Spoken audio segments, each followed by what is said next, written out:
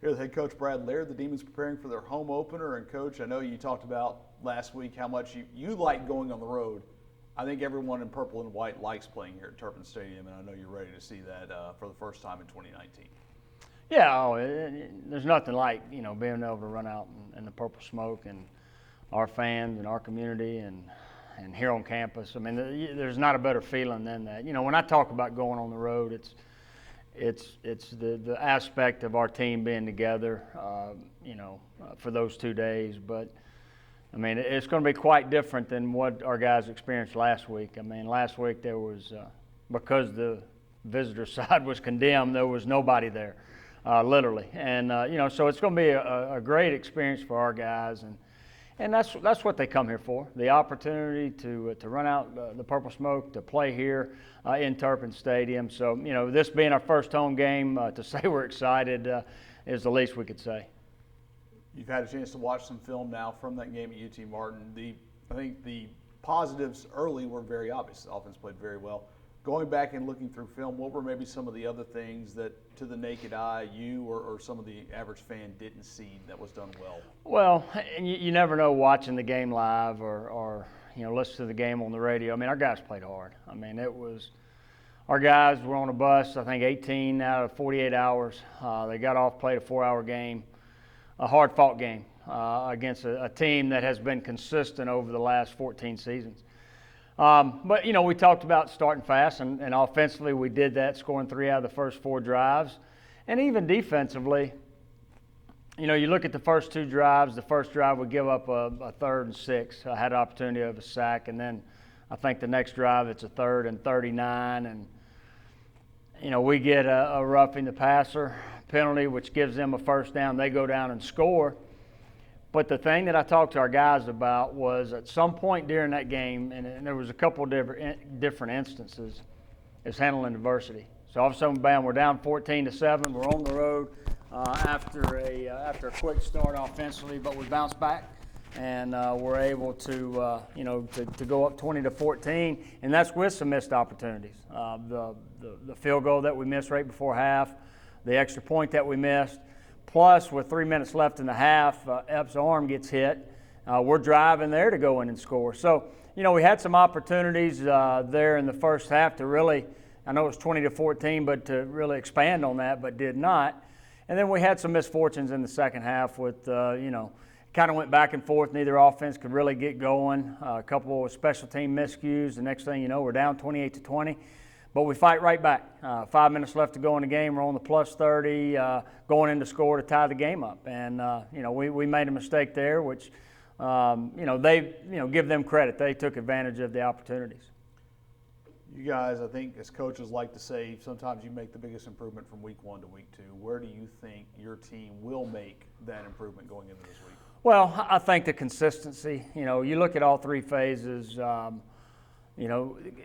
Wasn't a lot of mental mistakes. I mean, we'll be better mentally just because we played in a 60-minute ball game. The first time for a lot of these guys, you look at our receivers, how many had their first catch of their career. A lot of guys that were in situations that have not played, but 2019 is different. And so, we look forward to correcting the mistakes that we had, I guess, last Thursday and making those corrections to where we'll be full force come Saturday. I'll answer the question. You asked 7 guys with their first career catch. And I think, we talked to Quan Shorts about this. A lot of question marks at that receiver spot, but I think we saw a lot of guys that first game kind of take that first step to maybe collectively filling some of the big shoes that were left. Yeah, and I think going into it, I couldn't pinpoint who that was going to be. We knew what Quan could do. But really, he had 50-something catches last year, but other than that, Akile being new and some young guys that have stepped up. So you didn't know who that was going to be. And as you went through fall camp, some were injured, so we weren't very consistent there. But starting to get, those guys worked extremely hard, and I got to give Quan credit. Quan has really, his leadership from last year to this year is just unbelievable. And that has fed to the rest of that group. And he's kind of taken ownership of that group. And you could see, and do we have some improvements? Yeah, we'll continue to improve, but I like the first step that they took last Thursday. Well, you mentioned UT Martin being a very consistent program for the time Jason Simpson's been there. You'll face another team that's been very consistent in Midwestern State. Their first game, Division II, ranked number 20 coming into the year. What do you know about the Mustangs, maybe aside from that consistency? Well, and that's the one thing that stands out. I mean, you look at what they've done, 19 straight winning seasons. Since 2006, they've been ranked in the top 20. And that's consistency, and that, you got to give Coach Maskell credit and the job that he's done. You know, so they're going to bring in a team that their culture is to win. They understand how to win. You know, went 8-2 last year, lost 2 games, both by 1 point. You know, so they understand. You know, they'll be rebuilding spots. They'll be bringing some guys back in spots. This being their first game, it's really a lot of unknown to us besides the fact of what we could watch last year. And, you know, kind of no different than UT Martin as we went into that game. So we know what kind of program we're getting. We know the consistency they've had. You know, we can go back and look and see personnel-wise what we're going to face. But to me, it's like I told the team Sunday, it's still about us. It's still about the things that we can do to be the very best football team we can be Saturday night.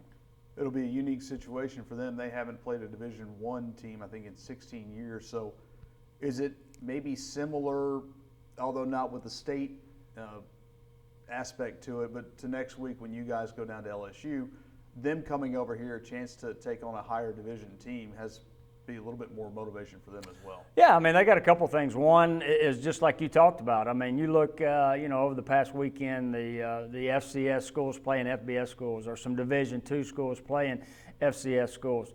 You know, you see, you know, there's a lot of parity in college football. I mean, you take away the top tier teams, and you look at the opportunity to win on Saturday each and every week. You're going to have that opportunity, and so you know, they're going to come in here with 2 things. One, the opportunity to play their first game. You know, they're chomping at the bits. They're tired of playing Midwestern State, and then the opportunity to come here to Turpin Stadium and play an FCS school. So, you know, our focus has to be on us, understanding we got to do the things that we've got to do in order to be the successful come Saturday night. All right, Coach. Thanks a lot. Thank you.